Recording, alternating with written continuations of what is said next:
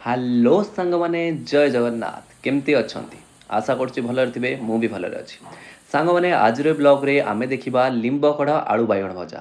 ଲିମ୍ବ କଢ଼ କଥା ଶୁଣି ଆପଣମାନେ ଭାବୁଥିବେ କେଉଁ ପୁରୁଣା ଭିଡ଼ିଓ ବୋଧେ ନାଇଁ ଆଜ୍ଞା ଏବେକା ଭିଡ଼ିଓ ଆପଣଙ୍କ ମନରେ ଏଇଟା ବି ଡାଉଟ୍ ଆସୁଥିବ ଏବେ ଲିମ୍ବ କଢ଼ ଆସିଲା କେଉଁଠୁ ତ ସାଙ୍ଗମାନେ ଗୋଟେ ଇଣ୍ଟରେଷ୍ଟିଂ ଷ୍ଟୋରି କହୁଛି ଦିନେ ମୋ ବୋଉ କହିଲା ଲିମ୍ବ କଢ଼ ଆଣିବାକୁ ଯେବେ ଲିମ୍ବ କଢ଼ ହେଉଥିଲା ତ ମୁଁ ଚାଲିଗଲି ଗଛ ଉପରେ ଚଢ଼ୁ ଚଢ଼ୁ ଲିମ୍ବ କଢ଼ ଡାହିଟା ଭାରି ଅଭଦ୍ର ତ ଭାଙ୍ଗିଗଲା ଦୂର କିଣା ମୁଁ ଗାଣ୍ଡିକୁ ଚଢ଼େଇ ତଳେ ପଡ଼ିଲି ରାଗରେ ପୁରା ଡାହିଟାକୁ ଟେକି ଟେକି ଘରକୁ ନେଇ ଆସିଲି ବୋଉ ଭାବିଲା ପିଲାଟା ଏତେ କଷ୍ଟ କରି ଆଣିଛି ଯେହେତୁ ଫୋପାଡ଼ିବେ କାହିଁକି ତ ବୋଉ ସବୁ ଯାକ ଲିମ୍ବ କଢ଼ ବାଛିକି ତାକୁ ଖରାରେ ଶୁଖେଇ ଦେଲା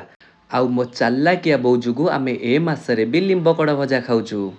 ଆରେ ଆରେ ଆରେ ଆରେ ମୁଁ ଏତେ କଥା ଗପିଗଲାଣି ଏଠି ଆସି ଆଳୁ ଅଧା କଟା ହେଇଗଲାଣି ତ ଆପଣମାନେ ଭିଡ଼ିଓ ଦେଖନ୍ତୁ ମୁଁ ଏବେ ମୋ ବକ୍ ବକ୍କୁ ବନ୍ଦ କରୁଛି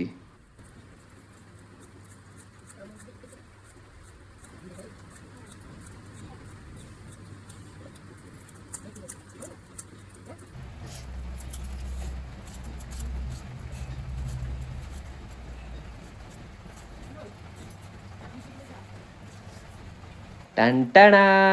ଇଏ ବାହାରିଲା ସାତ ସିନ୍ଦୁକ ଭିତରୁ ସେଣ୍ଟର ଫ୍ରେଶ୍ ଡବା ଭିତରୁ ଲିମ୍ବ କଢ଼